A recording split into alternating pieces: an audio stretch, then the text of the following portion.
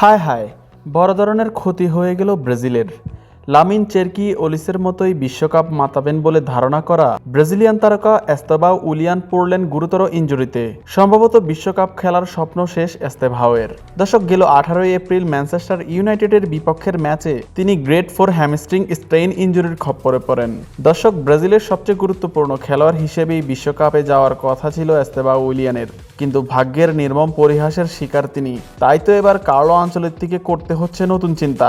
এস্তেবাওর পজিশনে কাকে অ্যাড করা যায়, সেই চিন্তা এখন কার্লো আনচেলত্তির মাথায়। তবে সম্ভবত এস্তেবাওর ইনজুরির কারণে কপাল খুলতে পারে নেইমার জুনিয়রের, কারণ এস্তেবাওর রিপ্লেসমেন্ট হিসেবে বিশ্বমানের খেলা উপহার দিতে পারবেন কেবলমাত্র নেইমার জুনিয়রই।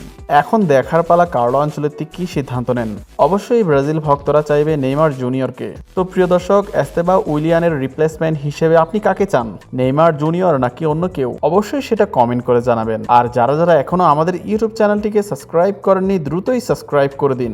দেখা হচ্ছে নতুন অন্য কোনো ভিডিওতে। সেই পর্যন্ত ভালো থাকুন, সুস্থ থাকুন। আল্লাহ হাফিজ।